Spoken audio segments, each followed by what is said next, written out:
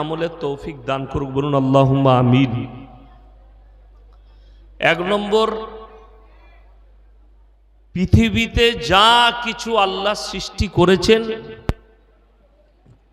যতগুলো আল্লাহর সৃষ্টি আছে, সব থেকে উত্তম রূপে মানুষকে আল্লাহ সৃষ্টি করেছেন, বলুন আলহামদুলিল্লাহ। মানুষকে সব থেকে সুন্দর উত্তম রূপে।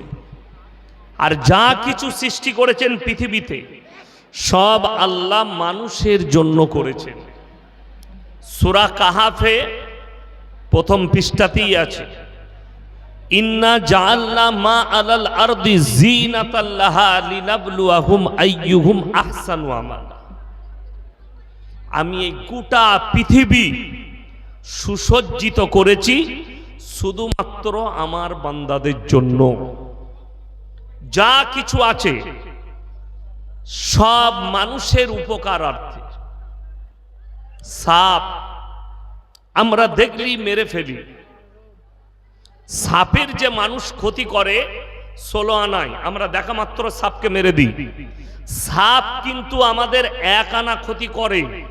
সাপ যে মানুষকে দংশায়, কামড়ায়, তার কারণ হচ্ছে সে আত্মরক্ষার জন্য। সে যখন কামড়ায় আত্মরক্ষার জন্য। অস্ট্রেলিয়ায় একটা সাপ আছে যার নাম হচ্ছে ব্ল্যাক মাম্বা। তার ঘন্টায় গতি হচ্ছে 28 থেকে 30 কিলোমিটার ছুটে ঘন্টায়, এত দ্রুত গতি। সে যেখানে মানুষ বাস করে সেসব জায়গায় থাকে না। যদি তার সামনে কেউ পড়ে যায়, যদি কোনো মানুষকে সে কামড়ায়, 10 মিনিটের ভেতরে অ্যান্টিডোজ দিতে হবে, না হলে মৃত্যুবরণ করবে। তার হার্ট ব্লাস্ট করে দিবে, কিডনিগুলো ব্লাস্ট করে দিবে, এত দ্রুত গতি বিষ। এইটাও কিন্তু মানুষের উপকারের জন্য। সে আপনার 1 আনা ক্ষতি করছে। পৃথিবীতে যতগুলো ওষুধ দেখছেন, মেডিসিন, সাপের বিষ ছাড়া মেডিসিন হবে না। যতগুলো অ্যান্টিডোজ আছে, সাপে কামড়ালে যে অ্যান্টিডোজ দিচ্ছে ডাক্তারে, সেটাও সাপের বিষ দিয়ে। ক্যান্সারের যে কেমো তৈরি হচ্ছে সাপের বিষ দিয়ে। তো সাপের সবকিছুই উপকারী। একটা জিনিস ক্ষতি কি করে? আত্মরক্ষার জন্য মানুষকে কামড়ায়। শুধু তাই নয়, সমুদ্র এতগুলো আছে, 3 ভাগ পানি, 1 ভাগ স্থল। এই 1 ভাগ স্থলের জন্য এত বড় সুবিশাল সমুদ্র আল্লাহ তৈরি করেছেন। সমুদ্রের পানি নুনা না মিষ্টি? নুনা, নুনযুক্ত। কেন জানেন? পৃথিবীতে যতগুলো নদী আছে, নদীর শেষ প্রান্তর যেখানে, সেটা গিয়ে কিন্তু মিশেছে সমুদ্রের সাথে। মালদায় যে পদ্মা দেখছেন, যতগুলো নদী, পদ্মা, মালদার ফারাক্কা থেকে একটা গঙ্গা বেরিয়ে যাচ্ছে, যার নাম ভাগীরথী, যার নাম হুগলি নদী, তারই নাম গঙ্গা। তারই নাম গঙ্গা, ওইটাই গঙ্গা। একবারই গিয়ে এই গঙ্গা যখন ফারাক্কা থেকে যাচ্ছে, ও একা যায়নি, অনেকগুলো নদীকে গ্রাস করে যাচ্ছে। বীরভূম ডিস্ট্রিক্টের কাছে ময়ূরাক্ষী নদীকে নিচ্ছে। বর্ধমান আর বীরভূমের বর্ডার কাটুয়ার কাছে কাকে নিচ্ছে? অজয় নদীকে নিচ্ছে। আবার হুগলির কাছে দ্বারকেশ্বর, মুন্ডেশ্বরী, দামোদর, মেদিনীপুরের রূপনারায়ণ, সবাইকে নিয়ে নন্দীগ্রাম হয়ে হলদিয়ার কাছে সমুদ্রে প্রবেশ করছে। সেই জায়গাটার নাম হচ্ছে মোহনা, যেখানে সমুদ্রের পানি ঢুকে। এই পদ্মা দেখছেন বাংলাদেশের ওপর দিয়ে গিয়ে সমুদ্রের ভেতরে প্রবেশ করেছে।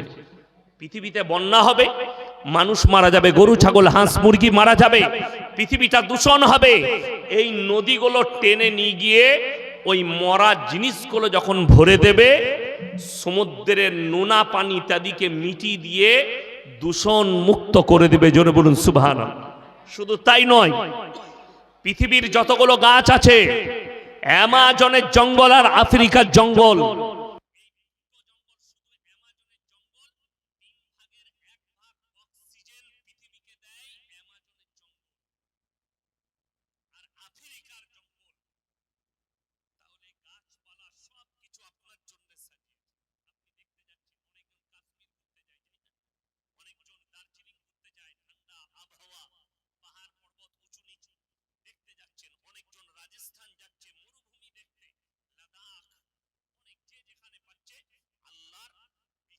সৌন্দর্যতা দৃশ্য দেখতে যাচ্ছে। পরের আয়াতটা আরো মারাত্মক ডেঞ্জার। ওয়া ইন্না লাজাইলুনা মা আলাইহা সাইদান জুরুজা। হে আমার নবী, পৃথিবীর মানুষকে বলে দাও, আবার এমন একটা দিন মানুষ সম্মুখীন হবে, গোটা পৃথিবীটাকে আল্লাহ লেবেল করে দিবে। একটা গাছপালা, ঘর বাড়ি, পাহাড় পর্বত, নদ নদী নালা কিচ্ছু থাকবে না। যেমন খেলার মাঠ হয় সেম ওই রকম করে দেব। মানুষ যেভাবে পরিষ্কার পরিচ্ছন্ন করে ব্যবহারের জন্য, আমি ঠিক সেম টু সেম ওইভাবে করে দেব। আমার বন্ধুগণ, আমার ভাই, আজকে সবাই নিয়ত করুন আমরা সকলে ইমানদার হব। জোরে বলুন ইনশাআল্লাহ। ভারতে মুসলমানের অভাব আছে, 30 কোটি মুসলমান আছে।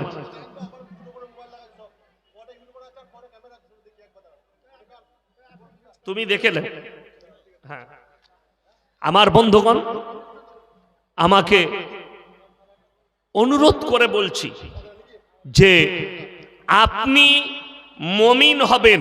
আপনি মুসলমান 30 কোটি আছে ভারতে, কিন্তু মুমিন বার করতে হবে খুঁজে। মুমিনের অভাব, মুসলমানের অভাব নাই।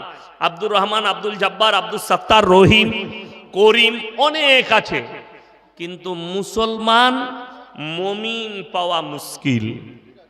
আল্লাহর কাছে মুমিনের স্থান আছে না বেঈমানের? কথা বলে না? কোরআন শুনেলেন, মান আমিলা সালিহান ফালিনাফসি ওয়া মান আসাআ ফাআলাইহা। যে বা যাহারা ভালো কাজ করবে আল্লাহ তাদেরকে পুরস্কৃত করবেন, যে বা যাহারা খারাপ কাজ করবে আল্লাহ তাদেরকে তিরস্কৃত করবেন। আপনারা আমার দিকে গড় করুন, ওইদিকে যা চলছে চলুক। এই ইউটিউবের লেগে জানেন আলেমরা বদনাম হয়। বদরুদ্দুজা নাদবি সাহেবকে চিনেন? এত ভালো আলেম। হারামখোররা রেকর্ডিং করার লেগে, ভিউ পাবার লেগে চোখে লাইট মারছে, যাতে লোকটা কিছু বলুক, ছাড়বো, ভিউ পাবো। এই নিয়তগুলো কত খারাপ বুঝতে পেরেছেন? আমার ভাই, আপনাদিকে অনুরোধ করে বলছি, আপনি মুমিন হন, বেঈমান নয়, মুসলমান। আমরা সবাই আল্লাহকে বিশ্বাস করব। হাত তুলে বলুন তো ইনশাআল্লাহ। এই হাত তুলতে লজ্জা লাগছে? কথা বললে কথা শুনবেন। মুজাম্মেল হক সাহেব, বিদ্যপ্ত উলামায়ে দ্বীন, আমার আব্বাজির সাথে অনেক জলসা করেছেন আমার বাবাজি। আমি কি মিজাজের আপনারা জানেন। আমি খুব নরম মিজাজের, কিন্তু বায়ানের সময় কিন্তু আমি নরম মাল নয়, খুব গরম। আমার সাথে পার্সোনালি মিশবেন, যে বক্তারা মিশেছে জানে আমি কিরকম লোক। আপনি আমার বাড়িতে আসুন, মেহমানদারি করাবো, আপনি বুঝতে পারবেন ইয়াসিন সাহেবের মন কেমন, ব্যবহার কেমন। কিন্তু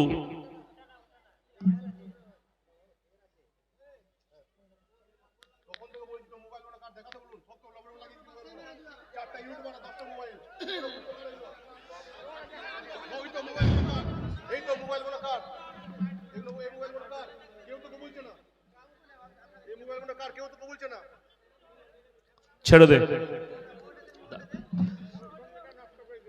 আমার ভাই, আপনাদিকে অনুরোধ করছি, সবাই বলুন আল্লাহকে বিশ্বাস করব আমরা ইনশাআল্লাহ। হ্যাঁ, যদি আল্লাহকে বিশ্বাস করেন, আল্লাহর হুকুম মানতে হবে না? হবে না? কথা বলে না? আল্লাহর হুকুম মানতে হবে। এরপর চলুন। আপনি বলছেন আমি আল্লাহর হুকুম মানব। নবী মুহাম্মদ সাল্লাল্লাহু আলাইহি সাল্লাম, আপনি বলছেন আমি তার উম্মত দাবি করছেন, তাইলে নবীজির হাদিস মানতে হবে না? হবে না? আদর্শ মানতে হবে। এখন দেখা যাক, আমি ওইটাই আজকে সমীক্ষা করব, যে আপনি যে বললেন আমি আল্লাহকে বিশ্বাস করি, আপনি বললেন আমি নবী মুহাম্মদ সাল্লাল্লাহু আলাইহি সাল্লামের উম্মতি, তাহলে আজকে ওটা সমীক্ষা করব যে আপনি সত্য বলছেন না মিথ্যা বলছেন। এই থানাটা কি গাজল? পুখুরিয়া থানা, অনেক বড় থানা। চলুন, ইমানদারির সঙ্গে বলবেন, বুকে হাত রেখে বলবেন যে ইসলামী শরীয়তে সুদ খাওয়া জায়েজ তো? কি হারাম। কিন্তু সব মৌলবীর কাছে হারাম নয়। ঝাড়খণ্ডের একটা মাল আছে, সে বলছে ব্যাংকে সুদ পেলে খাওয়া যাবে। মুফতি, জানি না কিরকম মুফতি। তো আমি বলেছি যারই সুদ বেরুবে ব্যাংকে ওকে দিয়ে পাঠাবি। বড় কষ্ট লাগে। কোরআনে আছে, এটা কোনো মৌলবীর কথা নয়। হারামটা মৌলবীর কথা কথা বলে না, কোনো মৌলবীর ফতোয়া নয় হারামটা। হারামটা কে বলেছেন? আল্লাহ। ওয়াহাল্লাল্লাহুল বাইয়া ওয়া হাররামার রিবা, সুদকে হারাম করেছি, ব্যবসাকে হালাল করেছি। ইমানদারির সঙ্গে বলুন তো, এই পুকুরিয়া থানায় একটাও মুসলমান সুদ খায় না তো? কথা বলে না? খায়। এখন দেখুন, আমি এমনি গাল খাওয়া বক্তা, লোকে গাল দেয়, তো দু চারটা সুদ করে গাল দিলে আমার কোনো যায় আসবে না? আসবে না। দুটো দালাল, দুটো সুদখোর গাল দিবে, এতে কোনো দোষের নেই। কথাটা শুনেলেন?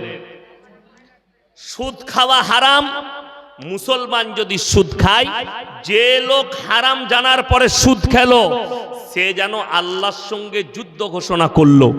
নবীজি সাল্লাল্লাহু আলাইহি সাল্লাম হাদিস বর্ণনা করলেন, কেউ যদি একবার সুদ খায়, নিজের আপন জন্মদাতা মায়ের সঙ্গে 36 বার জিনা করার সমান পাপ হবে। বলুন নাউজুবিল্লাহ। তাইলে একটা মুসলমান কি করে সুদ খেতে পারে? কোন হিসাবে খায়? কি ভেবে খায়?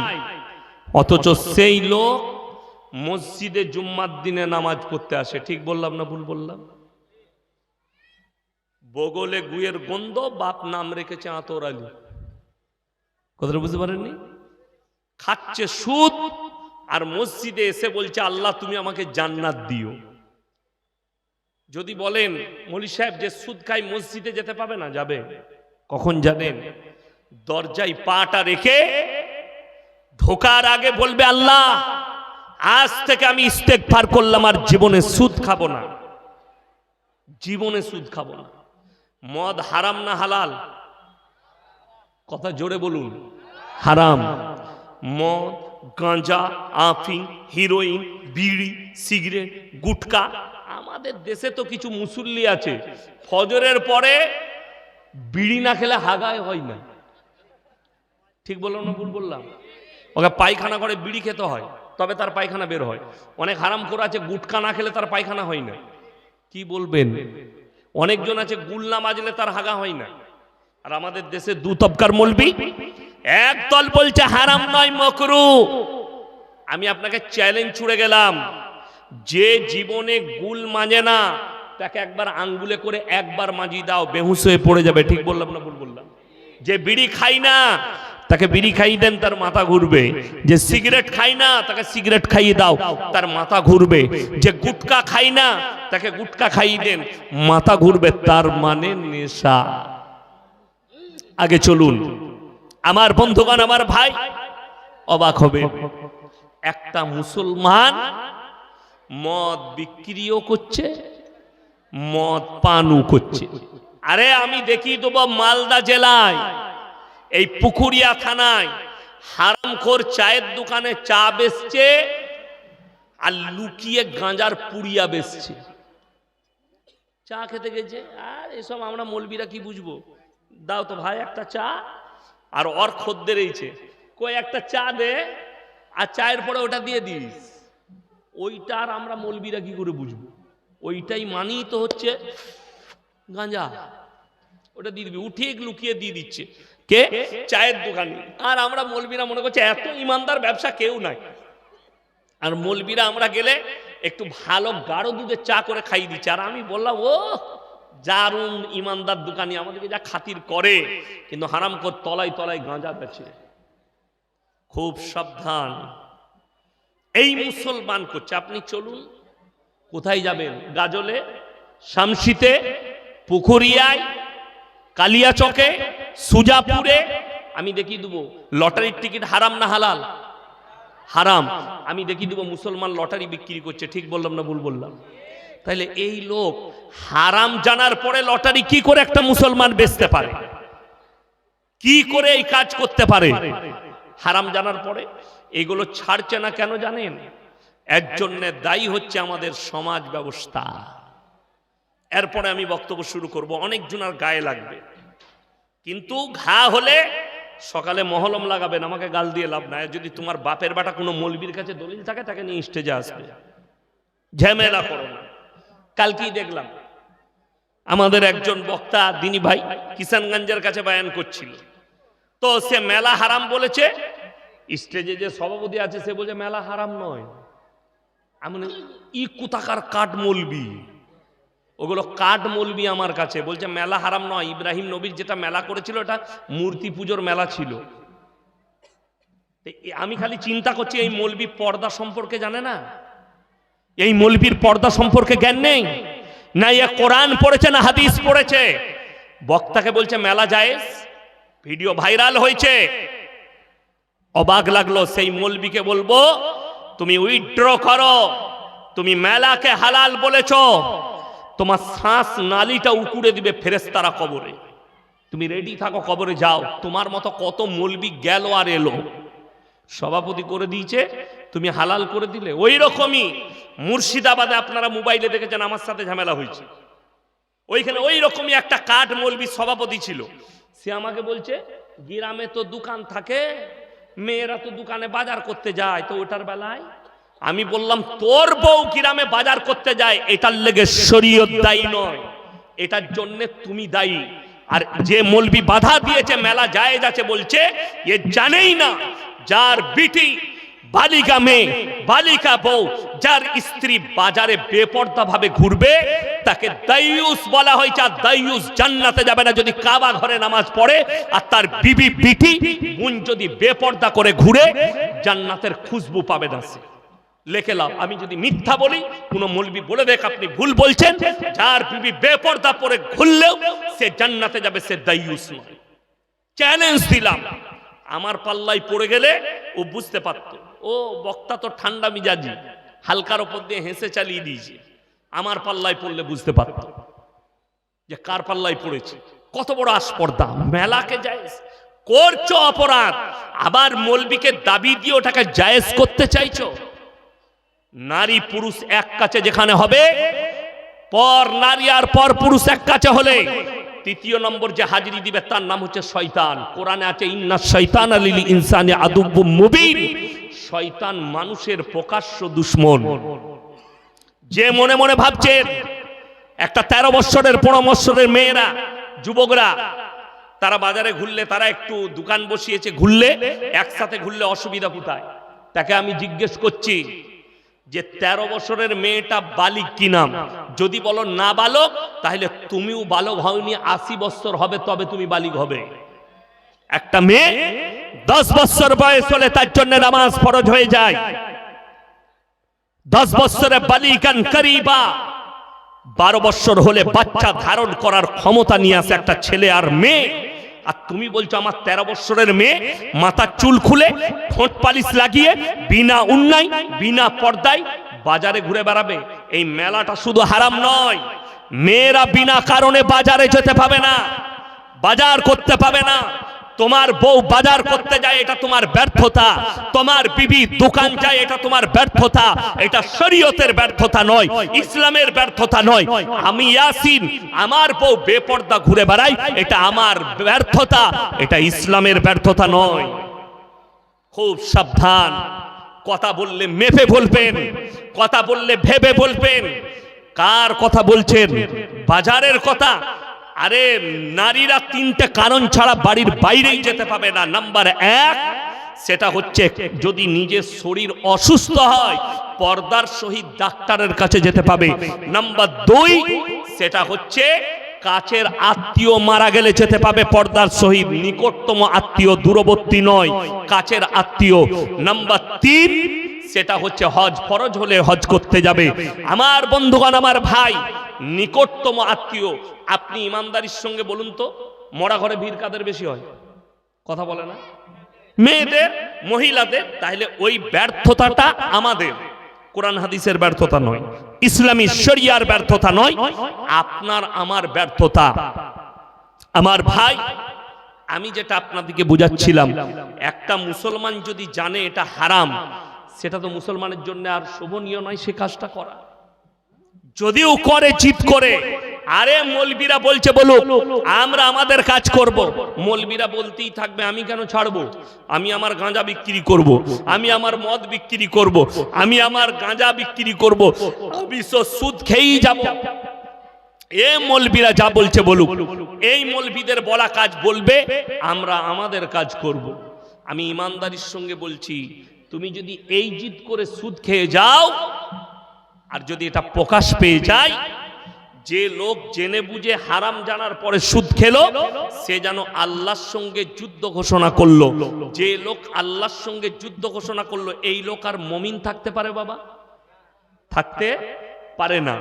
তাইলে আমাদের দেশে জানেন লোক কেন ছাড়তে চাই না? দুটো কারণে। এক হচ্ছে জলসায় আদায় হয় না হয় না। আমার আগে বাবাজি চাইছিলেন, আপনারা দিলেন মাদ্রাসার জন্যে, আর অনেক বক্তা আমাদের সুর করে আদায় করে না। এখন মসজিদের জলসা, মাদ্রাসার জলসা। আমি বর্ধমান জেলার মানুষ, আমি আপনাদেরকে সবাইকে চিনি না, আমাকে কিন্তু সবাই চিনেন, মোবাইলে দেখেছেন। দুঃখের বিষয়, একজন লটারিওয়ালা কিংবা একজন সুদ করে এসে আমার হাতে 2000 টাকা দিল। এখন আমি কি করলাম? আহারে বান্দারে গোদাই বসেছিল, আর ছিল কি না ছিল, 2000 দিল, দিয়ে তাকে জান্নাতে ভরে দিলাম। সুদ কর দেখলে আল্লাহ, এরকম যদি 5টা মাদ্রাসায় দিই, তা 5টা জান্নাত তো মৌলবীরাই ভরে দিবে আমাকে, সে আর সুদ ছাড়বে? দ্বিতীয় নম্বর, আপনারা মৌলবীকে দায়ী করছেন, মাদ্রাসাওয়ালাকে দায়ী করছেন। আমি চ্যালেঞ্জ ছুড়ে বললাম, সুদ কালকে বন্ধ হয়ে যাবে, গাঁজা ব্যবসা কালকে বন্ধ হয়ে যাবে, জিনা কালকে বন্ধ হয়ে যাবে, পরকিয়া কালকে বন্ধ হবে, আপনার লটারি কালকে বন্ধ হবে, চুরি কালকে বন্ধ হয়ে যাবে। জানেন কি করে? মসজিদের সেক্রেটারি মেম্বারে দাঁড়িয়ে যদি বলে, গ্রামের যে মানুষ প্রকাশ্যে সুদ খাবে, তার সঙ্গে মসজিদের আমাদের সমাজের কোনো সম্পর্ক থাকবে না। না সে ইমামকে খাবার দেবে, না তার চাঁদা পয়সা মসজিদে নেওয়া হবে। সেই লোক বাধ্য হবে কালকেই, তাকে যখন বয়কট করবেন হারাম কাজ করার জন্য, সে সুদ ছাড়তে বাধ্য হবে।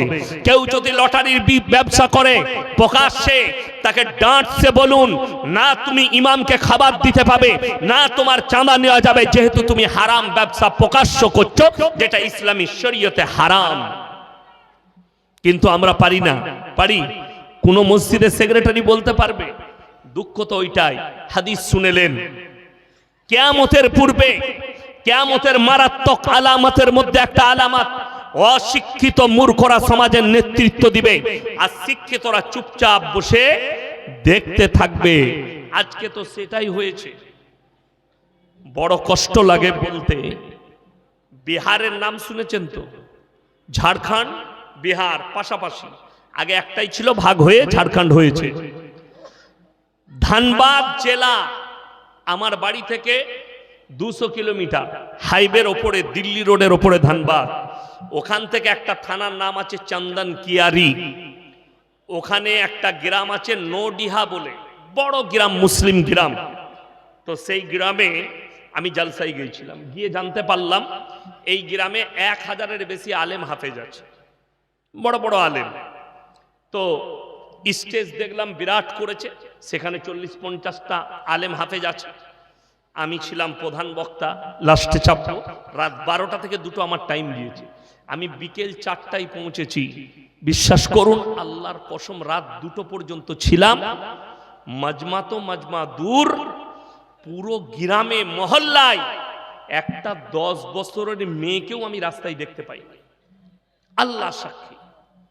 আমি বয়ান শেষ করার পরে আমার একজন বন্ধু ছিলেন, মুফতি মনজার আলম কাসমি, সাথী, খুব কাছের মানুষ। আমি বললাম, ভাই आपके गांव के महल इतना अच्छा क्यों है? कोई बच्चा लड़की भी मुझे नहीं दिखी, क्या बात है? तो উনি কি বললেন জানেন?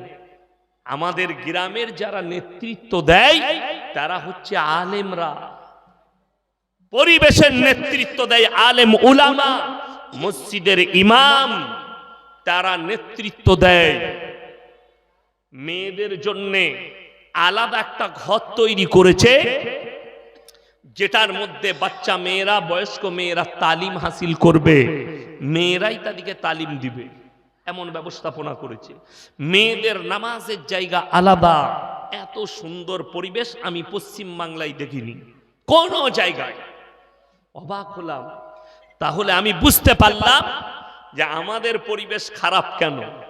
আমাদের সমাজ কখনোই একটা মৌলবীকে নেতা বলে মেনে নিবে না। মানবে? ইয়াসিন যদি বলে শোনো গ্রামটা আমি পরিচালনা করব, এরা জানে মৌলবীকে যদি পরিচালনা করতে দিস সুদ বন্ধ হবে, মদ ব্যবসা বন্ধ হবে, গাঁজা ব্যবসা বন্ধ হবে, নেশা বন্ধ হবে। হবে না? হবে না? সবাই জানে। অর্থাৎ এদিকে নেতৃত্ব দেওয়া যাবে না। নেতৃত্ব দিবে কে? মদখোর, গাঁজাখোর, গুটকাখোর, জিনাখোর, বললে একে নেতৃত্ব দিতে দে। তাহলে সমাজের উন্নতি হবে না অবনতি হবে? আপনারা আপনাদের বিবেককে জিজ্ঞেস করুন। কিয়ামতের আলামত এইটাই যে অশিক্ষিত মূর্খরা নেতৃত্ব দিবে। আজকে ভেবে দেখুন, দিল্লির মসনদে পার্লামেন্টে দাঁড়িয়ে বলেছিল প্রাক্তন মুখ্যমন্ত্রী অরবিন্দ কেজরিওয়াল, এই ভারতের যদি গরিবিটা দূর করতে চাও, ভারতের অসহায়কে যদি অসহায় থেকে বার করে আনতে চাও, মজলুমকে জুলুম থেকে বাঁচাতে চাও, প্রত্যেকটা নেতা মন্ত্রীকে নেত্রীকে হযরতে উমরের মতো জীবন যাপন করতে হবে। জোরে বলুন সুবহানাল্লাহ। তারা বলতে বাধ্য হয়েছে কেন? হযরতে উমর রাদিয়াল্লাহু তাআলা আনহুর মতো নেতৃত্ব এখন খুঁজে পাওয়া যায়। শুনেন, হকের ওপরে টিকে থাকতে হবে। হকের জিত আছে না না হকের জিত আছে? কথা বলে না? হকের জিত না না হকের? হকের জিত। এখন কিছু মুসলমান বলতে লেগেছে, আরে মৌলবীরা যতই বলুক হকের জিত আছে, আমরা তো চোখে দেখতে পাচ্ছি যারা না হকে আছে তারাই বেশি ভালো আছে। বলছেন না? বলেননি? আর বাস্তবও তাই আছে। এইটা বাস্তব। আপনার দেখে মনে হচ্ছে সময় এই লোকটা না হকে চলে, এই লোকটা চুরি করে, এই লোকটা সুদ খায়, এই লোক তো গাড়িতে চাপছে, এই লোক তো বাড়িতে চাপছে, এই লোকের বাড়ি মাটবেল দেওয়া, এই লোক চুরি করে, এই লোকের অবস্থা এত ভালো, নতুন নতুন বাইক, 4 চাকা গাড়ি, তাহলে এইটাই ভালো আছে। মৌলবীরা ভুল বলছে। আমার বন্ধুগণ, আমি আমার বাপের দলিল দেব না, দুটো মারাত্মক দলিল দেব।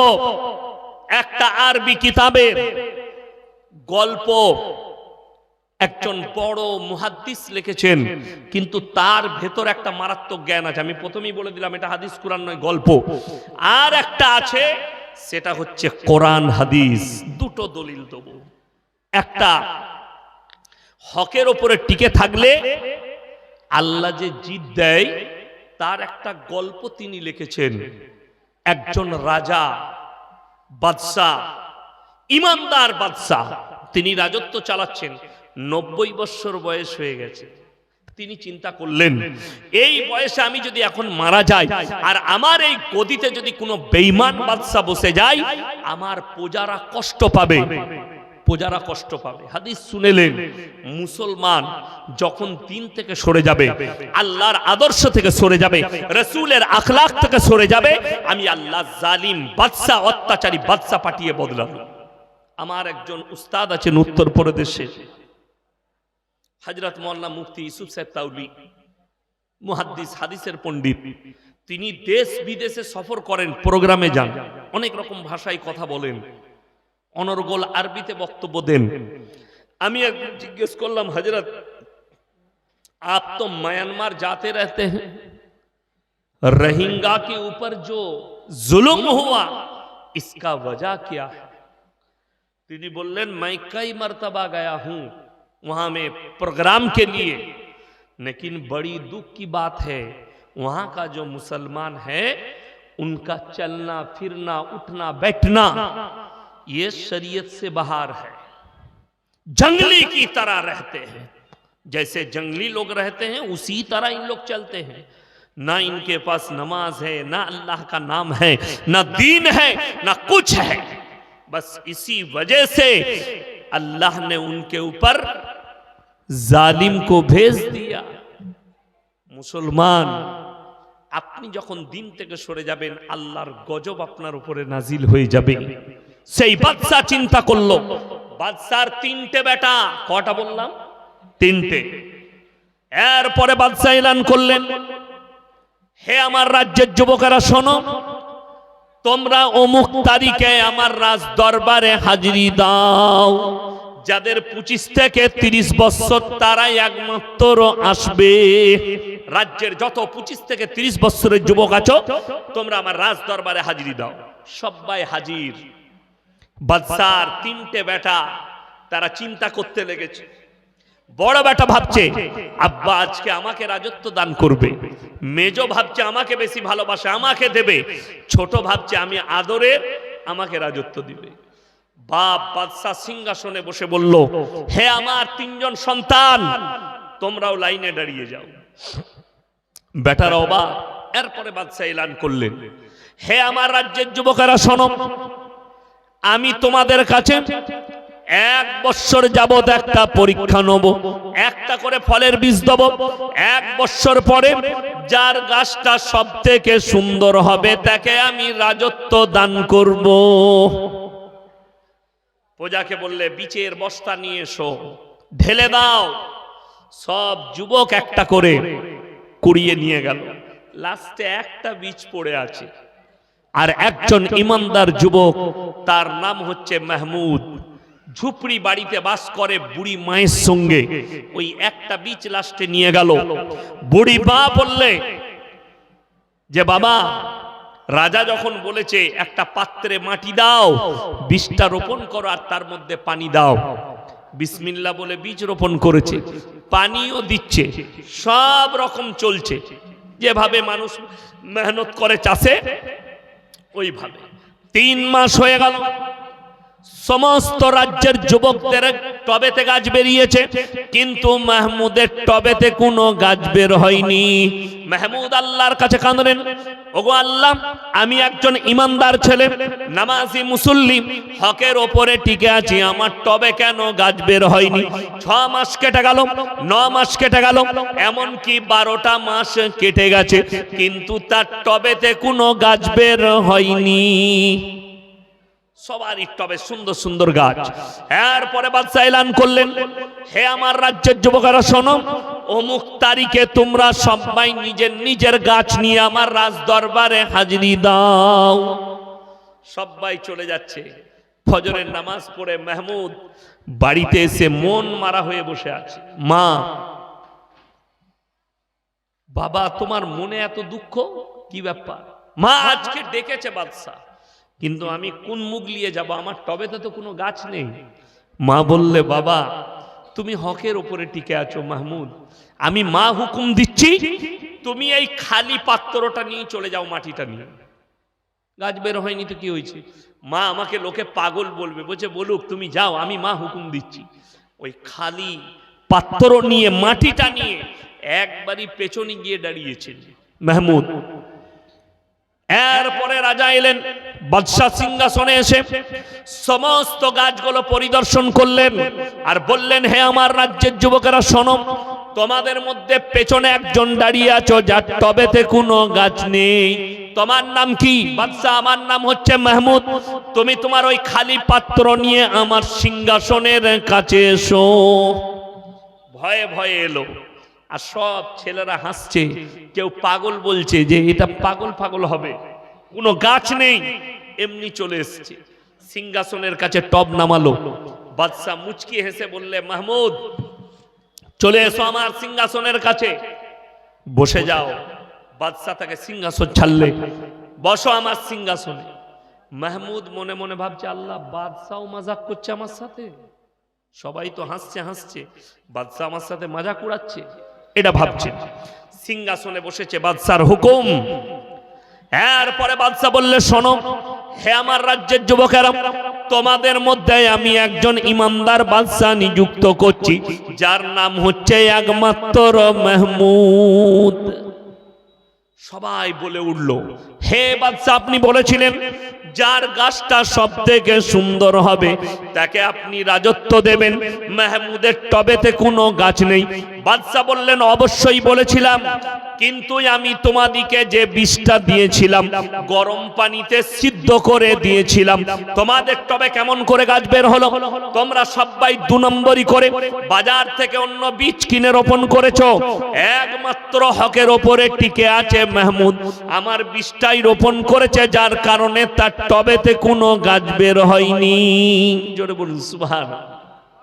হকের ওপরে টিকে থাকার কারণে বাদশা তাকে রাজত্ব দিল। এরপরে একটু কোরআনে চলুন। কষ্টটা কোথায় জানেন? আপনি নেতা হন, মন্ত্রী হন, এমএলএ হন, এমপি হন, কিয়ামতের দিনে সব থেকে কঠিন হিসেব আল্লাহর কাছে যেটা হবে সেটা কি জানেন? হকের, বান্দার হক। কেউ যদি মারে, সে যেই হোক, আল্লাহর কাছে কঠিন হিসেব হবে। যেমন আমরা জালসায় গেলে বহু মানুষ বলে হুজুর একটু মা বাপের খিদমতের জন্য বলবেন। আচ্ছা, মা বাপের খিদমত করা, সেবা করা, এটা সন্তানের জন্য ফরজ, আর সন্তানের হক আদায় করা মা বাপের জন্য ফরজ নয়? এটা আমরা বলি না। অথচ অনেক মা বাপ সন্তানকে 2 করে দেয়, একটা সন্তানকে বেশি, একটা সন্তানকে কম। করে না? করে না? তারা মনে করে আমরা জান্নাতে যাব, কবরে যাও বুঝতে পারবে, তোমাকেও হিসেব দিতে হবে। কেন? তুমি একজনের হক মেরে আর একজনকে দিয়েছো। অনেকজন বিটি দিকে দেয় না, বিটির হক মেরে বেটা দিকে লিখে দেয়। এই মা বাপু কিয়ামতের দিনে ফেরে পড়বে, হক মেরে নিয়েছে। আমাদের দেশে বড় কষ্ট লাগে। সরকার বলেছে বাবা আবাস যোজনার জন্য 1,30,000 করে দিচ্ছি, নামটা এন্ট্রি হতেও নাই, ফোন আসতেও নেই। যেমনি হ্যালো ইয়াসিন বলছে, হ্যাঁ গো তোমার নামটা এন্ট্রি করে দিয়েছি, ও ঘরের টাকা ঢুকে যাবে, তাহলে 10টা পাঠিয়ে দিও। আগেই বলছে 10টা পাঠা। আমি কারোর নাম করিনি, কেউ যদি চোর হয় তার গায়ে লাগবে।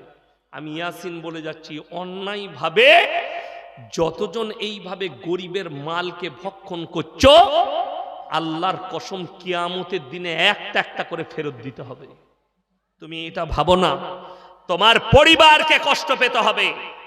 তোমাকে আল্লাহ রাজত্ব দিয়েছে, নেতা করেছে সেবার জন্যে, সম্মান দিয়েছে সেবার জন্য, ইমানদার কিনা এটা দেখার জন্য, লোকের সঙ্গে অন্যায় করার জন্য নয়। হযরতে উমর রাদিয়াল্লাহু তাআলা আনহু এত বড় এমন ইমানদার ছিলেন, মিশরের বাদশা এসে বলল, হে উমর তুমি কেমন ভাবে রাজত্ব চালাও, দেশ কিভাবে পরিচালনা করো, গোটা পৃথিবীতে তোমারই নাম চলছে, তুমি কিভাবে পরিচালনা করো? হযরতে উমর বললেন, শোনো তাহলে আমার বাড়িতে একদিন তোমাকে দাওয়াত খেতে হবে। বলে অবশ্যই খাবো, দাওয়াত দিবে।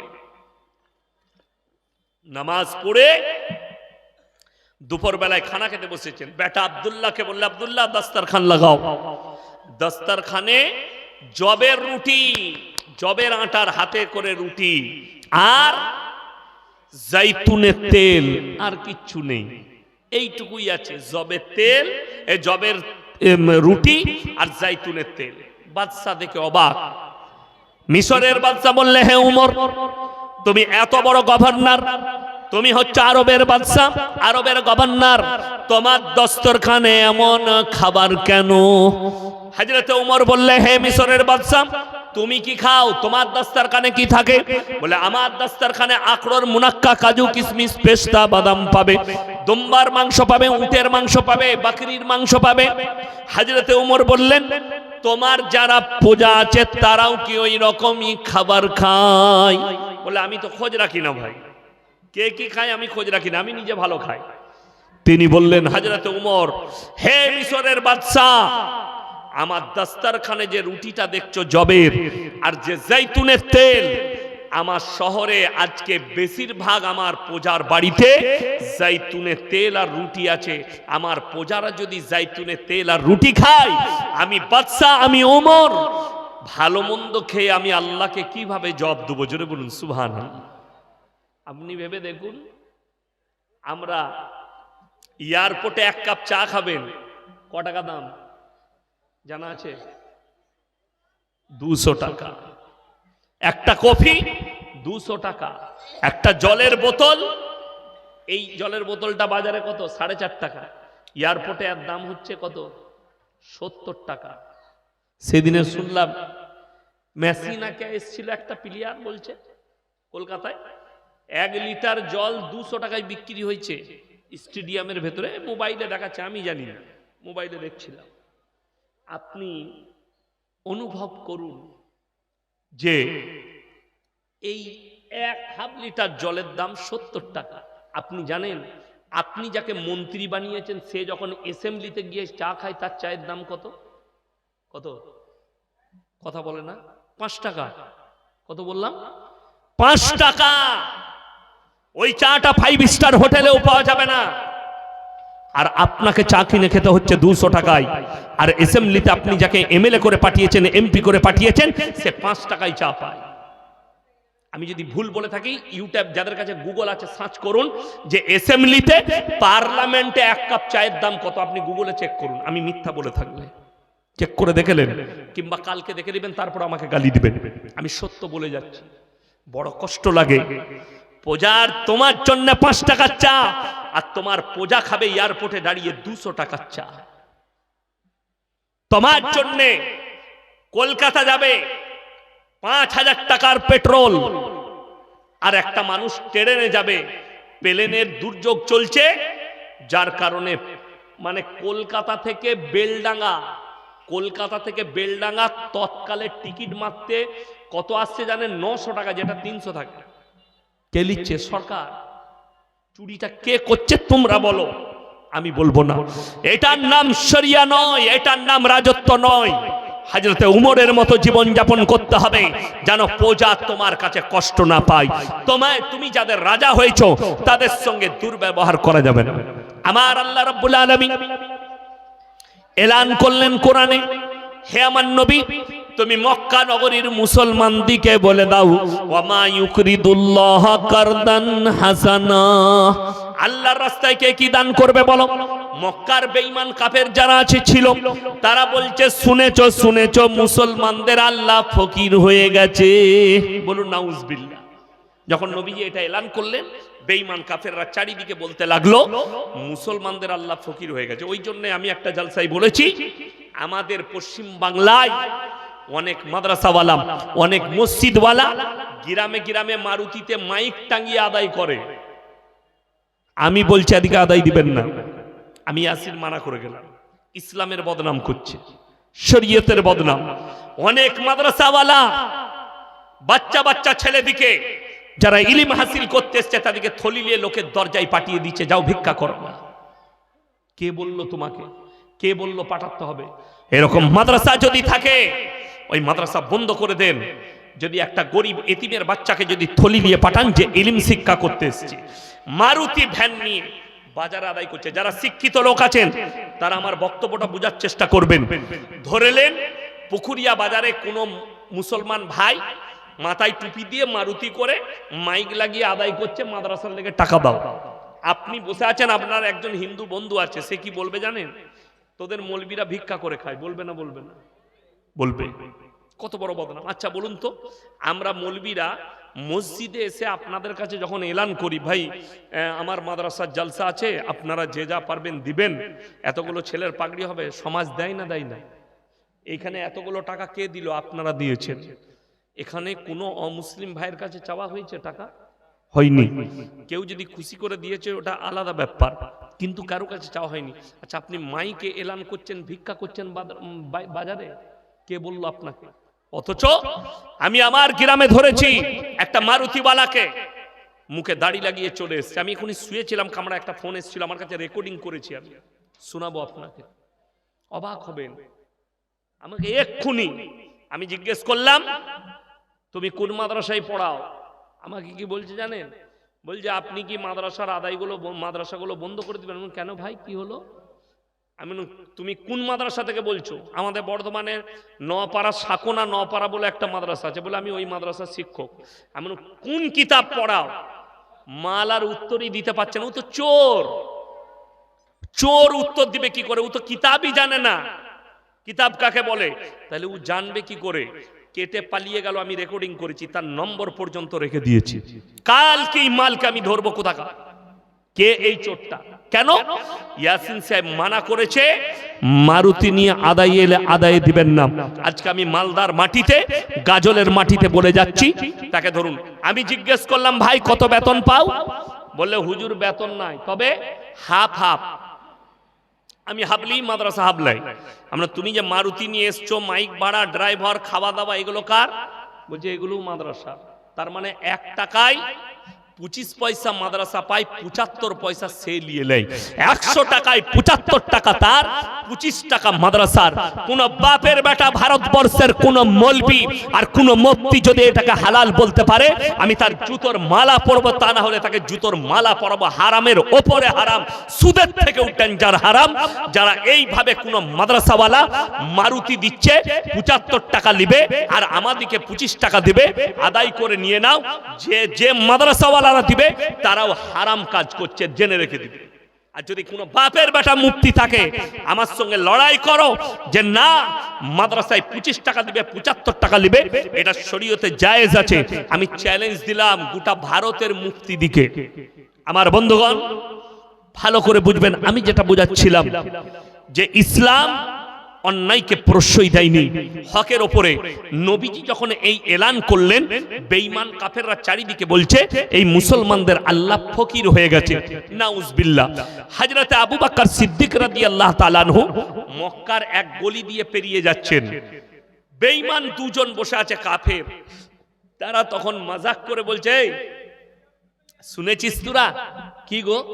আরে মুসলমানদের আল্লাহ ফকির হয়ে গেছে। বলুন নাউজুবিল্লাহ। তারা বলছে মুসলমানদের আল্লাহ ফকির হয়ে গেছে। হযরতে আবু বকর সিদ্দিক রাদিয়াল্লাহু তাআলা আনহু বরদাশত করতে পারেননি, বেঈমানকে এক চর মেরেছে। বেঈমান বেহুশ হয়ে পড়ে গেছে, সঙ্গে সঙ্গে বেঈমান বেহুশ হয়ে গেছে।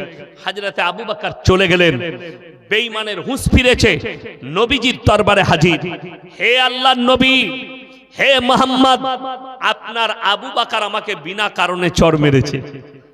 উক্তকালে আবু বকর হাজির। আল্লাহর নবী বললেন, হে আবু বকর, তুমি কি এই বেঈমান কাফেরকে চর মেরেছো?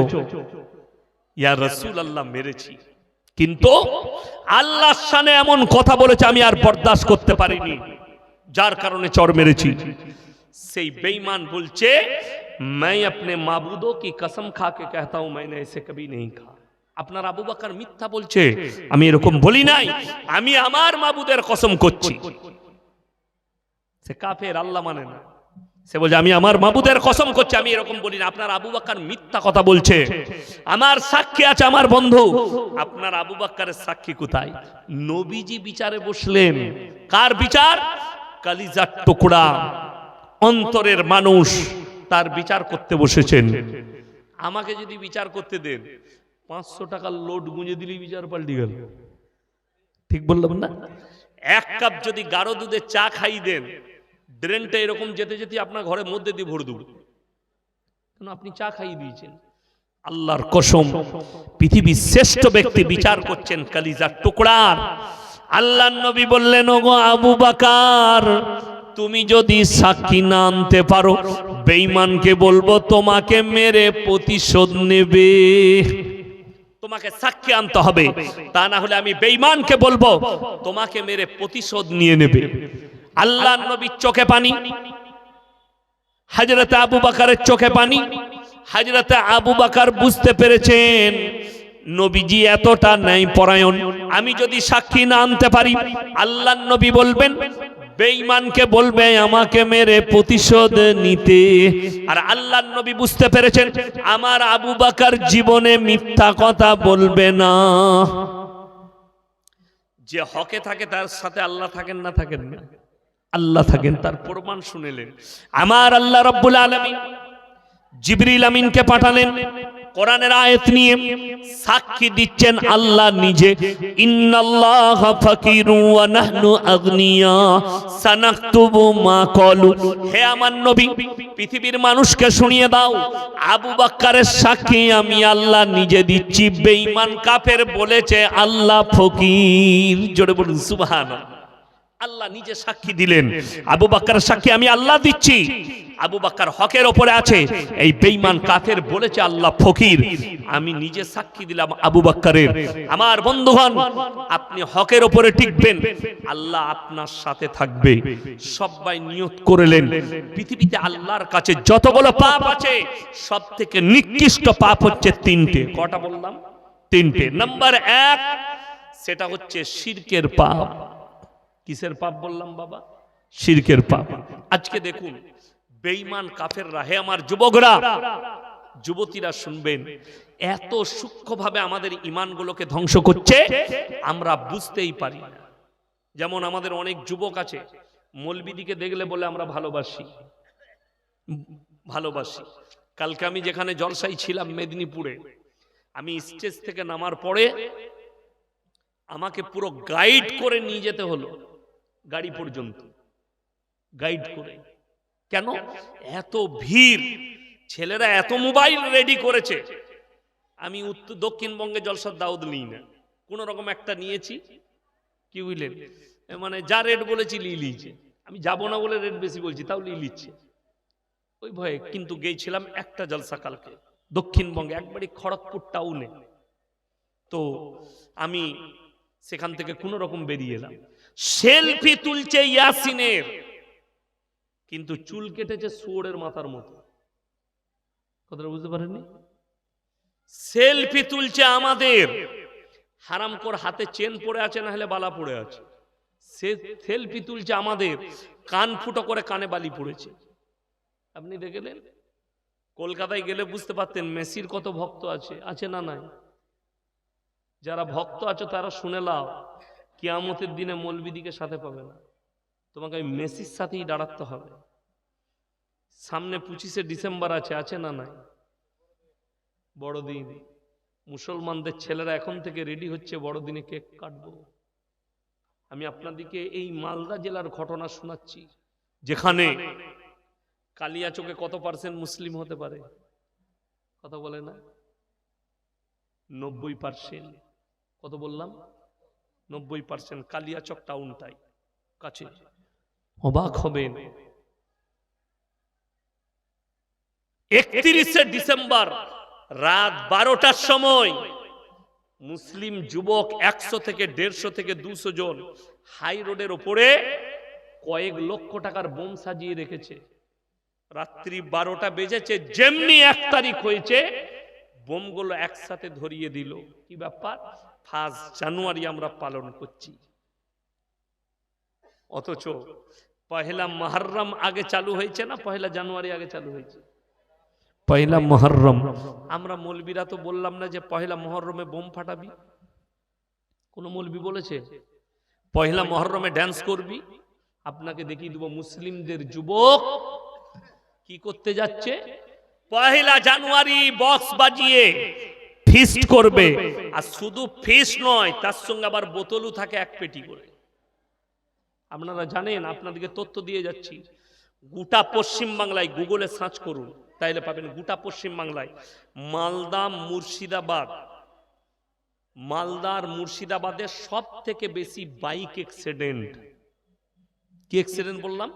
Bike accident. এর জন্য কিন্তু প্রশাসন দায়ী নয়, সরকার দায়ী নয়, আপনারা বাবাগুলো দায়ী, বাপগুলো লাপারোয়া বাপ। আমি তো বলবো প্রশাসন বাবুদিকে, মালদা এবং মুর্শিদাবাদ জেলার নদিয়া ডিস্ট্রিক্টের যারা এসপি আছেন, যে নাবালক ছেলের বাইক পাবেন বাইকটা সিজ করুন, তার বাপ গেলে বাপকে বেঁধে পিটান, উল্টো করে ঝুলিয়ে, যে আমার ছেলেকে আমি ভুল করে দিয়েছি, সেই বাপকে পিটান। এই ছেলেগুলো জীবনগুলো কেড়ে নিয়েছে। গতকালকে খড়গ্রামে 3টে প্রাণ চলে গেছে, 3টে বাচ্চা ছেলের প্রাণ চলে গেছে, তার বাপরা দিয়ে দিয়েছে। আমার ছেলে তো নতুন R15 কিনে দিয়েছে, তার লাইসেন্স নাই। আমি বলে যাব প্রত্যেকটা থানার বাবুদিকে পশ্চিমবাংলার বলছি, কোন যুবক যদি বাইক চালায় আর তার যদি লাইসেন্স না থাকে, তার বাপকে 7 বছরের জেলে ভরুন। তার বাবাকে, যে বাবা তার হাতে বাইক তুলে দিয়েছে, এদিকে জেলে ভরে দেন, 3 বছর জেলে রাখুন। বড় কষ্ট লাগে।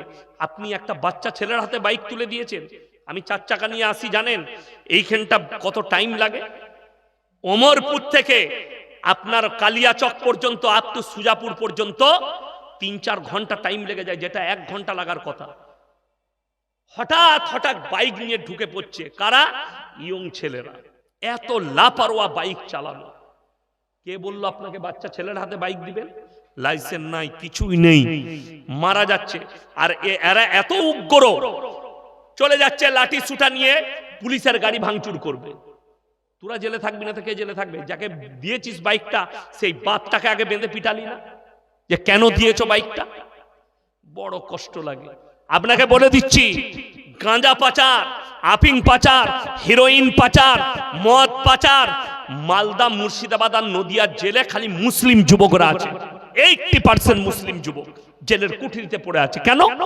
এদের কাছে তো দিন নাই, না দিন না দুনিয়া, কোনো জিনিসটা নেই। আমার বন্ধুগণ, ভক্ত হবেন, অন্ধ ভক্ত হবেন না। খেলা দেখে নিয়েছেন, ঠিক আছে, মেসির ভক্ত কেন হবেন? আলেমদের ভক্ত হন, নামাজি হন। মুহাম্মদ সাল্লাল্লাহু আলাইহি সাল্লামের থেকে দামি লোক পৃথিবীতে কেউ আছে? তুমি জিন্দেগি ভর, তুমি জন্ম হওয়ার পরে তোমার কানে আজান পৌঁছেছে, তোমার মা তোমাকে শিখিয়েছে তুমি মুসলমান ঘরের ছেলে, তোমার বাবা তোমাকে মুসলমান ঘরের ছেলে বলেছে। আর সেই হারামখোর মুহাম্মদ সাল্লাল্লাহু আলাইহি সাল্লামকে বাদ দিয়ে একটা নাচনেওয়ালার পেছনে ছুটছে, একটা গানেওয়ালার পেছনে, একটা ন্যাংটো। তুমি কোনোদিন দেখেছো মেসি যেদিনে জামা খুলবে দেখবে, মেসি 2000 বিশ্বকাপে 2019-এর বিশ্বকাপ থেকে কার প্রমোট করছে জানেন? 2023-এর বিশ্বকাপ থেকে, যেটা হলো কাতারে, দাজ্জালের প্রমোট করছে। তার শরীরে দাজ্জালের টাটু আঁকা আছে, নেইমারের শরীরে দাজ্জালের টাটু আঁকা আছে। তারা হচ্ছে ইসলামের পাক্কা দুশ্মন। আর তুমি তাকে তোমার বন্ধু মনে করছো, তুমি তার ফ্যান হচ্ছ, তুমি তার ভক্ত হচ্ছ। তুমি নামাজি হয়ে যদি ভক্ত হও, কিয়ামতের দিনে তোমার কিয়ামতটা তার সাথেই আল্লাহ দাঁড় করাবে। এটা মাথায় রাখবে। আমার বন্ধুগণ, আল্লাহর কাছে যতগুলো পাপ আছে, নিকৃষ্ট পাপ হচ্ছে শিরকের পাপ। বেঈমান কাফেররা কত সূক্ষ্মভাবে আপনার আমার ঈমানকে ধ্বংস করছে। আমরা নাম শুনতে পাচ্ছি, ধর্ম যার যার, উৎসব সবার। কারা বলছে? কিছু আমাদের নেতৃত্বরা বলছে ধর্ম যার যার, উৎসব সবার। আমি চ্যালেঞ্জ দিয়ে বললাম, এখানে এমন একটা মৌলবীকে নিয়ে আসুন, যে মৌলবী সাহেব আমাকে কোরআন হাদিস দিয়ে বুঝিয়ে দেবে যে ধর্ম যার যার, উৎসব সবার। এটা শরীয়তি ভাষা, এটা ইসলামের ভাষা, এটা নবীপন্থী ভাষা, এটা ইসলামের ভাষা। যদি কোনো বাপের বেটা মৌলবি বলতে পারে, আমি উইথড্র করে নেব, ক্ষমা চেয়ে বাড়ি চলে যাব, আর আমি 1 লক্ষ টাকা পুরস্কার দেব ইনশাআল্লাহ। যদি কোনো বাপের বেটা মৌলবি তাকে নিয়ে আসুন। আর আমি বলে যাচ্ছি, এটা কোরআন বিরোধী ভাষা, ইসলাম বিরোধী ভাষা, শরীয়ত বিরোধী ভাষা। শুনেলেন? এখানে যদি কোনো নেতা ভাই থাকেন, কোনো শিক্ষিত থাকেন, জ্ঞানী গুণী থাকেন, তাদের যদি মনে হয় আমরা তো পুজো পাঠে যাই, আমরা সব উৎসবে যাই, তাহলে কি আমাদেরকে বলছেন? আমি তোমাকে বলিনি। আর তুমি যদি এই পাপ করে থাকো, হ্যাঁ তোমাকে বলছি। যদি বলেন মৌলী সাহেব আপনি তো সম্প্রীতি নষ্ট করছেন, ঘোড়ার ডিম বুঝেছ সম্প্রীতি কাকে বলে? আমাদের মতো মৌলবীর কাছে শোনো, রাসূলের আখলাক থেকে শিখে যাও। আমার আল্লাহ শিখিয়েছেন সম্প্রীতি কাকে বলে। 1 নম্বর কোরআনে আছে, যারা নেতা আছেন শুনে যান সম্প্রীতি কি। কোরআনে আছে, কোন মানুষকে যদি অন্যায়ভাবে হত্যা করে, এখানে আল্লাহ ধর্মের কথা বলেননি, সে যেন গোটা মানব জাতিকে হত্যা করলো। কোন মানুষ যদি কোন মানুষের উপকার করে, সে যেন গোটা মানব জাতির উপকার করলো। এখানে ধর্ম দেখার দরকার নেই। আপনাকে দুটো জিনিস বলছি, মোবাইল যাদের আছে, যারা দেখেছেন, যাদের কাছে ফেসবুক আছে, ইউটিউব আছে, গুগল আছে, অনলাইন আছে, তারা দেখেছেন মুম্বাইয়ের, এশিয়া মহাদেশের সবথেকে বড় হসপিটাল ক্যান্সারের, তার নাম হচ্ছে মুম্বাই টাটা মেমোরিয়াল। রতন টাটা বানিয়েছেন। তার অনেকগুলো গেট আছে। একটা গেটে একজন হিন্দু ভাই খাবার বিলি করছে গরিব দিকে, অনেকজন লাইনে দাঁড়িয়ে আছেন। মুখেতে একটা মেয়ে বোরকা পরে আছে, মুখ ঢাকা। একটা চাচা গরিব মানুষ, মাথায় টুপি আছে, মুখে দাড়ি, লাইনে দাঁড়িয়েছে, এরকম অনেক মুসলমান আছে। কি বলছে জানেন? সে কি আওয়াজ দিচ্ছে, जो जय श्री राम बोलेगा उसी को खाना मिलेगा ना तो लाइन से निकलो। এটা হচ্ছে তার বুলি, যে জয় শ্রীরাম বলবে সে খানা পাবে, না হলে লাইন থেকে বেরিয়ে যাও। আর একটা গেটে একজন মুসলিম ভাই, মাথায় টুপি, মুখে দাড়ি, বড় লোক, সেও খানা বিলি করছে। সে কি বলছে জানেন? कुछ बोलने का जरूरत नहीं, भूख लगी है खाना खा लो। কিচ্ছু বলতে হবে না, ভোগ লেগেছে খানা খেয়ে নাও। আল্লাহ রাসূল সাল্লাল্লাহু আলাইহি সাল্লামের হাদিস, তোমরা মুমিন ততক্ষণ হতে পারবে না যতক্ষণ পর্যন্ত তোমার কাছ থেকে তোমার প্রতিবেশী সুরক্ষিত নয়। তোমার বাড়ির পাশে কে আছে দেখো না, সে হিন্দু হোক, সে দলিত হোক, সে আদিবাসী হোক, সে খ্রিস্টান হোক, ক্ষুধার্ত হলে খাবার দাও, বস্ত্রহীন হলে বস্ত্র দাও, বিপদে পড়লে তার পাশে দাঁড়াও। এইটাই হচ্ছে আমার রাসূল সাল্লাল্লাহু আলাইহি সাল্লামের আদর্শ। আচ্ছা বলুন তো, এর থেকে ভালো সম্প্রীতি কিছু আছে? নাই। যদি বলেন সেই উৎসবে যাওয়া নিষেধ কোথায় আছে? কোরআন খুলুন। লাউ কানা ফীহিমা আলিয়াতুন ইল্লাল্লাহু লাফাসাদাতা। আমি আল্লাহ ছাড়া পৃথিবীতে আর একটা আল্লাহ হলে পৃথিবীতে বিভ্রাটার মারামারি সৃষ্টি হতো। সৃষ্টিকর্তা কজন? একজন। তুমি যদি আর একজন, আমার আল্লাহ নিজে কোরআনে বললেন লাউ কানা ফীহিমা আলিয়াতুন ইল্লাল্লাহু লাফাসাদাতা, আমি আল্লাহ ছাড়া আর একটা আল্লাহ পৃথিবীতে হলে পৃথিবীতে মারামারি হতো আর বিভ্রাট সৃষ্টি হয়ে যেত। তাই আমি আল্লাহ একাই সৃষ্টিকর্তা, বাকিতে আর কেউ নেই। উপাস্য যোগ্য, ইবাদতের যোগ্য একমাত্র আল্লাহ, পৃথিবীতে আর কেউ নেই। এই যে মাটি, একটা পুতুল তৈরি হয় মাটির, হিন্দু ভাইরা তৈরি করেন, ওটা মাটির না অন্য কোনো ম্যাটেরিয়াল? মাটির। মাটির সৃষ্টিকর্তা কে? আল্লাহ। আচ্ছা ঠাকুরটাকেও হাতে করে বানাই না অটোমেটিক তৈরি হয়? হাতে করে বানাই। ইব্রাহিম আলাইহিস সালাতু ওয়াস সালামের আব্বা জানের তিনটে কাজ ছিল। কটা কাজ? তিনটে। মূর্তি তৈরি করা, মূর্তি বিক্রি করা, তার উপাসনা করা। ইব্রাহিম নবী নিজের আব্বাজানকে দাওয়াত দিয়েছেন, ইজ ক্বালা লিআবিহি ইয়া বাতি লিমা তা'বুদু মা লা ইয়াসমাউ ওয়া লা ইউবসিরু ওয়া লা ইউগনি আনকা শাইয়্যা। হে আমার আব্বাজান, আপনি কার উপাসনা করছেন? হাত পা নাড়তে পারে না, কথা বলতে পারে না, নিজস্ব কোনো ক্ষমতা নেই, আপনি তার উপাসনা করছেন, ওটা শয়তানের রাস্তা। আমার আল্লাহকে বিশ্বাস করুন, আমাকে নবী হিসাবে মেনে নেন। ইব্রাহিম আলাইহিস সালাতু ওয়াস সালামের আব্বাজান মেনে নেন। আপনাদের এখানে ধরলেন মেলা বসেছে, বিভিন্ন জায়গায় জলসায় মেলা বসে, আর অন্য জায়গায় দোকান বসে, মেলা বসে। একটা মুসলিমের জন্য উচিত নয় যে তার দোকানে পুতুল বিক্রি করবে। পুতুল বিক্রি করে না বাচ্চা ছেলে খেলার জন্য, আপনি কিনতেও পাবেন না। যে বাড়িতে জান্দারের মূর্তি থাকবে আল্লাহর রহমতের ফেরেশতা সেখানে প্রবেশ করবে না। অর্থাৎ এটা বিক্রি করাটাও হারাম। কোন মুসলমান ভাই যদি এই ব্যবসা করেন, অন্য ব্যবসা করবেন, এটা ছেড়ে দিবেন। কোন রকমের জান্দারের মূর্তি, পুতুল, ঘোড়া ইত্যাদি ইত্যাদি এগুলো বেচবেন না, একদম শরীয়তে নিষেধ এবং মারাত্মক হারাম। ইব্রাহিম নবীর বাপের এই তিনটে কাজ ছিল। চলুন, দুঃখটা কোথায় লাগে জানেন? একজন অমুসলিম ভাই মাটির পুতুল তৈরি করে সিজদা করেছে। আমরা মুসলমানরা বলছি এটা শিরক, এটা করা যাবে না। কিন্তু আমি দেখিয়ে দেবো পশ্চিম বাংলায়, মালদার মাটিতে, মুর্শিদাবাদ, নদিয়া, বর্ধমান, পুরুলিয়া, বীরভূম, সব জায়গায় দেখিয়ে দেবো কিছু মুসলমান নিজেকে মুমিন দাবি করছে, নিজেকে মুসলমান দাবি করছে, অথচ গাছের গোড়ায় মাটির ঘোড়া রেখে আগরবাতি মোমবাতি দিয়ে চাদর টাঙ্গিয়ে সিজদা করছে, বলছে আমরা দিনের কাজ করছি। আল্লাহ ছাড়া ভালো মন্দের মালিক পৃথিবীতে কেউ আছে? কথা বলেন না। ভালো মন্দের মালিক সকলে বলুন কে? আল্লাহ। কল্যাণ অকল্যাণ, হায়াত মত সব আল্লাহ। ধরেলেন আমি আছি, এখন যখন আমি মুখ দিয়ে কথা বলছি তখন আমি বেঁচে আছি না নাই? আছি। এখন আমার কাছে যদি শেখ বলে যে ইয়াসিন ভাই 100 টাকা দেন, আমি পকেট থেকে বার করে দিতে পারবো না? পারবো না? কথা বলে পারবো। আচ্ছা আমি যদি মারা যাই দিতে পারবো?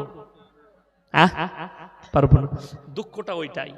আমাদের দেশের মুসলমান বুঝে না যে আমার বাপ বেঁচে ছিল, আমি যদি হাত পেতে টাকা চাইতাম আমার বাপ দিতে পারত, আমার বাপ যখন মরে গেছে হাত দেবার ক্ষমতা নাই। এইটা যখন তোমার ব্রেনে ঢুকলো, তাইলে ইয়াসিন মারা গেছে, আমার কবরে ভালো মন্দ চাইলে আমি কি করে দিতে পারবো? কথাটা বুঝাতে পারলাম? আমি গুদা বাংলায় বয়ান করি, আমি মারা গেছে আমার কবরে চাইলে কি করে দিতে পারবো? শুধু তাই নয়, এখানে হাজী সাহেব কেউ আছেন? হাত তুলেন তো। হাজী সাহেব কেউ নেই? হজ করে এসছেন, উমরা করে এসছেন? ওই তো মাশাআল্লাহ উমরা করে এসছেন, মাশাআল্লাহ। একজন আছে। মক্কা থেকে মদিনা 470 কিলোমিটার রাস্তা। কত বললাম? 470। কটা মাজার থেকে এলেন বাপ? একটাও নাই। আমার বাড়ি থেকে আপনাদের এখানে 300 কিলোমিটার রাস্তা, 300,000-এর বেশি মাল আছে। আমি বললি খারাপ মলবি। দুঃখের বিষয়, আপনি বলুন তো, পৃথিবীতে সাহাবীদের থেকে বড় ওলি পৃথিবীতে আর কেউ হতে পারে? কথা বলে না? জান্নাতুল বাকিতে এতগুলো সাহাবী শুয়ে আছেন, শুধু এটা ছেড়ে দেন। 70 জন সাহাবী যুদ্ধের ময়দানে শহীদ হয়েছিলেন। অহুদের প্রান্তরে লোহার ব্যারিকেড দিয়ে তাদের কবরগুলো ঘেরা আছে। সেখানে এমন একজন সাহাবী শুয়ে আছেন যিনি নবীজি সাল্লাল্লাহু আলাইহি সাল্লামের চাচা যান, হযরতে আমিরে হামজা রাদিয়াল্লাহু তাআলা, যার বুকটা চিড়ে কলিজা থরটা বার করে চিবিয়েছিল যুদ্ধের ময়দানে। তার নাম হিন্দা। আল্লাহ তাকেও ঈমান দান করেছিলেন, এই হিন্দাকেও ঈমান দান করেছিলেন। এরকম সাহাবী শুয়ে আছেন, একটাও মাজার নেই। কিন্তু দুঃখ, আমাদের দেশে মাজারের শেষ নেই।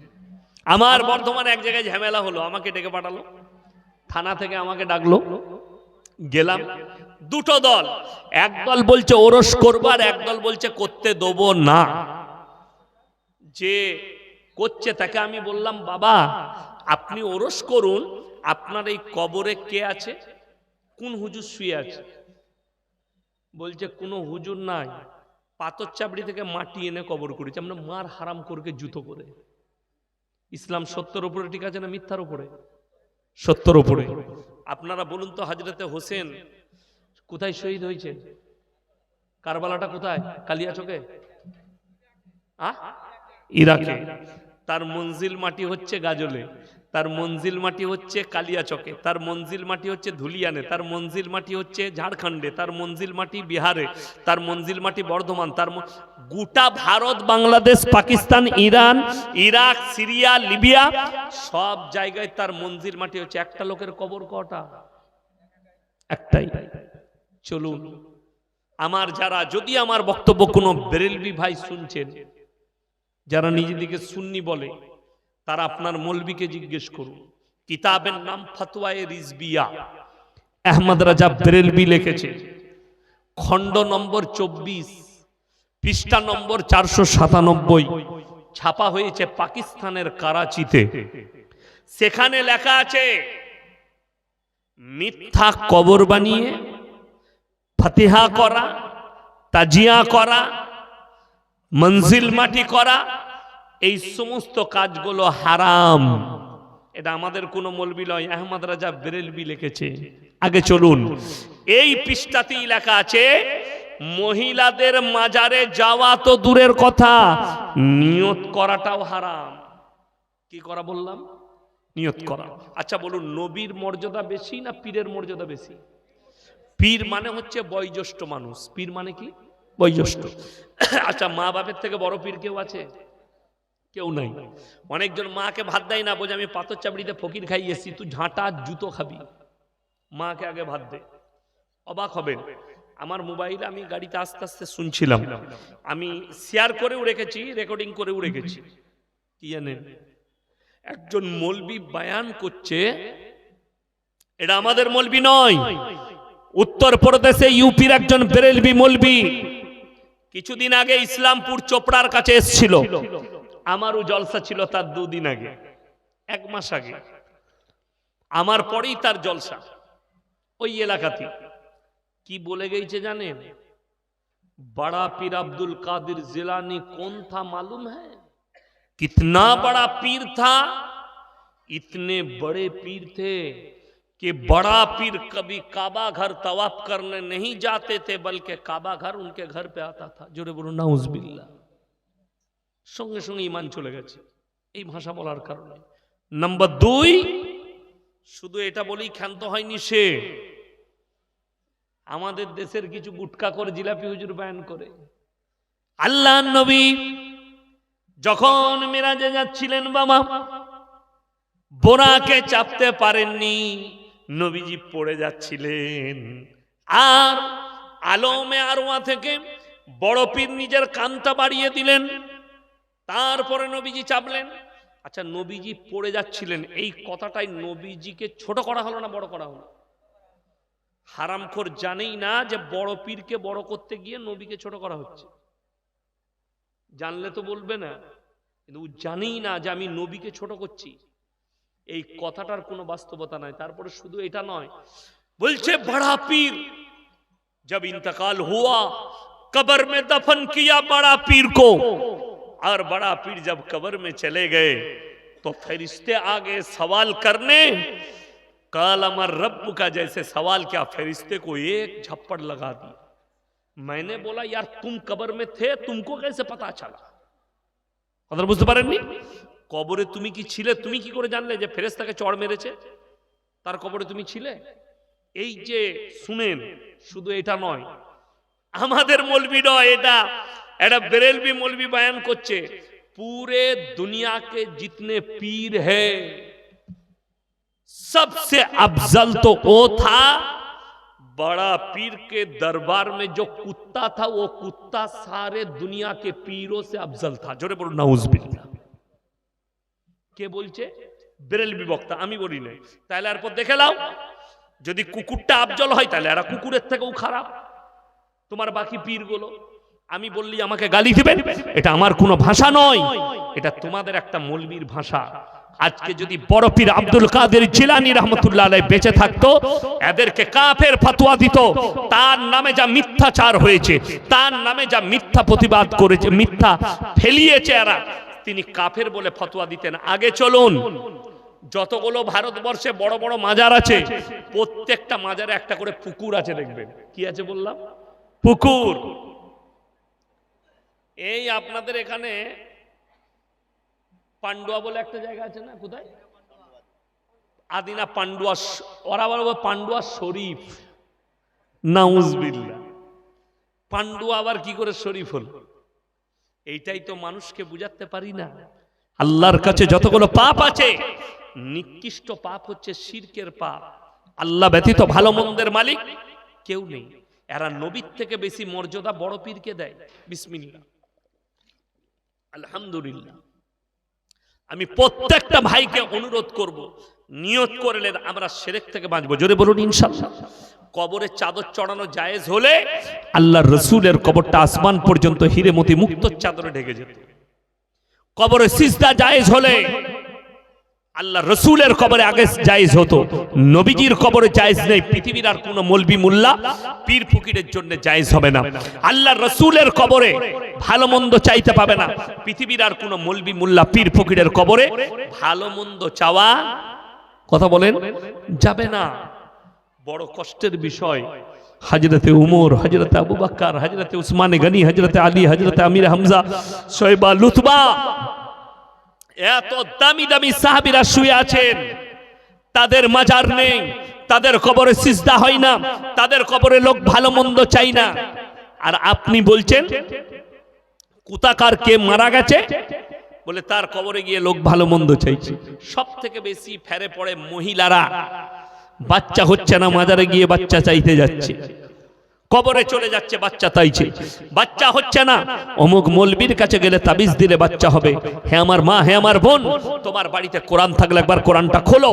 কোরআনে স্পষ্ট ভাষায় আছে, সূরা আল ইমরানের প্রথম পৃষ্ঠায়, ওয়াল্লাযী ইউসাউবিরুকুম ফিল আরহামি কাইফা ইয়াশা লা ইলাহা ইল্লা হুয়াল আজিজুল হাকীম। হে আমার নবী, পৃথিবীর মানুষকে বলে দাও, মায়ের গর্ভে বাচ্চা আমি আল্লাহ দান করি, আমি আমার ইচ্ছা মতো বাচ্চা দান করি, আমি কারো পরামর্শে আল্লাহ কাজ করি না। জোরে বলুন সুবহানাল্লাহ। লাস্টে বলবো, তিনটে সাদকা দুনিয়াতে করে যান, রেখে যান, কিয়ামতের সকাল পর্যন্ত নেকি পাবেন। একটা হচ্ছে নেক সন্তান, আপনি মরে যাওয়ার পরে সে যেন আপনার জন্য দান করে, আপনার জন্য কাঁদে, আপনার জন্য দান খয়রাত করে, আপনার কবর জিয়ারত করে। নাম্বার 2, নিজের জন্য সদকায়ে জারিয়া, আমি মরে যাওয়ার পরে যেন কবরে শুয়ে শুয়ে নেকি পেতে থাকি। নাম্বার 3, খায়রুকুম মান তাআল্লামাল কুরআন আল্লামাহু, ইলম যারা হাসিল করেছে, যে আলেমরা মাদ্রাসায় তালিম দিচ্ছেন এবং বাচ্চা তৈরি করছে, তাদের দ্বারা ইলম প্রচার হচ্ছে, এইটা হচ্ছে 3 নম্বর সাদকায়ে জারিয়া। কোরআনে অপর জায়গায় আছে, ওয়া আতিদাল কুরবা হাক্কাহু আল মিসকিন ওয়াবনাস সাবিল ওয়া লা তুবাদদির তাবদীরা। 3 জনের দোয়াকে আল্লাহ সঙ্গে সঙ্গে কবুল করেন। এক হচ্ছে কাছের গরিব যদি হাত পাতে তার হাতকে জীবনে ফিরিও না, ওয়াল ইয়াতামা ওয়াল মাসাকিন, এতিম আর মিসকিন যদি হাত পাতে ফিরিও না, ওয়াবনাস সাবিল ওয়া লা তুবাদদির তাবদীরা। আর 3 নম্বর হচ্ছে মুসাফির, এ যদি হাত পাতে এদের 3 জনের হাতকে ফিরিও না। এর পরের আয়াতটা মারাত্মক ভয়ানক আয়াত, ইন্নাল মুবাদদিরিনা কানু ইখওয়ানাশ শায়াতিন ওয়া কানাশ শাইতানু লিরাব্বিহি কাফুরা। হে আমার নবী বলে দাও, যারা অপব্যয় করে তারা শয়তানের ভাই। অপব্যয় কি? অপব্যয় হচ্ছে আপনাকে আল্লাহ হালাল টাকা দিয়েছে, হালাল রোজগার দিয়েছে, টাকা দিয়েছে, সম্পদ দিয়েছে, সেই টাকাটা আপনি গান বাজনা, লোটো, আলকাপ, ইসলাম বিরোধী কাজে, রসুল বিরোধী কাজে, ইসলামের বিপক্ষ কাজে আপনি ব্যবহার করছেন। আল্লাহ বললেন এরা শয়তানের ভাই, শয়তান জাহান্নামে যাবে। যারা অপব্যয় করে শয়তানের ভাই হবে তারাও জাহান্নামে প্রবেশ করবে। আমার ভাই মুসাফির, এর দোয়াকে আল্লাহ কবুল করেন। আজকের এই জলসায় আমি সব থেকে বড় মুসাফির, আমি ইয়াসিন আপনাদের কাছে অনুরোধ করব, আমি দোয়া দেব। সবাই হাত তুলে বলুন আমরা কোরআনের সাথে মহব্বত করব, জোরে বলুন ইনশাআল্লাহ। কোরআন হচ্ছে পৃথিবীর মুকাদ্দাস কিতাব। কোরআনে পারা কটা আছে বাবা? 30টা। আমি আপনাদের কাছে কিছুই চাইবো না, আপনারা অনেক দিয়েছেন, এ মাদ্রাসা আপনাদের, ইজ্জত আপনাদের। আমার মা বোন যারা বসে আছেন, আমার ভাই যারা বসে আছেন, খালি 30টা কোরআন শরীফের পয়সা 500 করে টাকা আমার হাতে যে যা পারবেন দিয়ে যান। মাত্র 500 করে 30 জন ব্যক্তি কে কে আছেন, যদি না থাকে আপনি ফোন পেতে দিয়ে যাবেন। জাযাকাল্লাহ, মাশাআল্লাহ। কি নাম? হবিবুর রহমান ভাই, দেখেন 2টো কোরআন শরীফের পয়সা দিয়েছেন 1000 টাকা। আল্লাহ উনার দানকে কবুল করুক, নেক নিয়তকে আল্লাহ পুরো করুক। মাশাআল্লাহ, এই দেখেন 3 নম্বর হয়ে গেল। আমি মাত্র 30টা চেয়েছি, মাশাআল্লাহ, জাযাকাল্লাহ। 4 নম্বর হয়ে গেল, এসো, মাশাআল্লাহ মাশাআল্লাহ, আল্লাহ তোমার হায়াতে বরকত দেখ। 5 নম্বর হয়ে গেল, জাযাকাল্লাহ। আসুন ভাই, 6 নম্বর, 7 নম্বর, তাড়াতাড়ি আসুন। আমি মাত্র 30টা কোরআন শরীফে 8, 9 হলো, জাযাকাল্লাহ। 10, মাশাআল্লাহ। 11টা হয়েছে, মাশাআল্লাহ। 12, 13, 14, 15, 16টা, মাশাআল্লাহ। আসুন ভাই, 17টা হয়েছে। মায়েদিকে বলবো, মায়েদের মধ্যে কে আছেন? আর মাত্র 13টা লাগবে। আমি 17টা চেয়েছি, 17 জন হয়েছে। 30টা চেয়েছি, 17টা হয়েছে, আর মাত্র 13টা লাগবে। আমার কোন আল্লাহর বান্দা আছেন, মাশাআল্লাহ, তাড়াতাড়ি উঠে আসুন। মাত্র নবীজি বলেছেন জাকিরা, মাশাআল্লাহ। আসুন ভাই, সৈয়দুর রহমান ভাই দেখুন 5000 টাকা দিয়েছেন।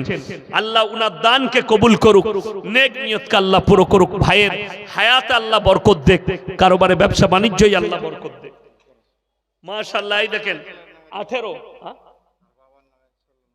বাবার নামে ছেলের নামে, আল্লাহ বাবা আর ছেলেকে আল্লাহ জান্নাতি করুক। 18, 19টা, জাযাকাল্লাহ। 20টা হয়ে গেল। আমার ভাই আর মাত্র 10টা লাগবে, আর 10টা হলেই 30টা হয়ে যাবে। আমার মা বোনরা যারা আছেন অনুরোধ করব, কে আছেন, কোন মা বোন আছেন, একটু আল্লাহর ওয়াস্তে আসুন। মাশাআল্লাহ, 21টা হয়ে গেল, জাযাকাল্লাহ। 22টা, 23টা, আসুন, মাশাআল্লাহ। 24টা হলো, আর মাত্র 6টা লাগবে। আমার কোনো মা বোন থাকলে নিজের জন্য, আব্বা মায়ের জন্য, সন্তানের জন্য, মাশাআল্লাহ, জাযাকাল্লাহ।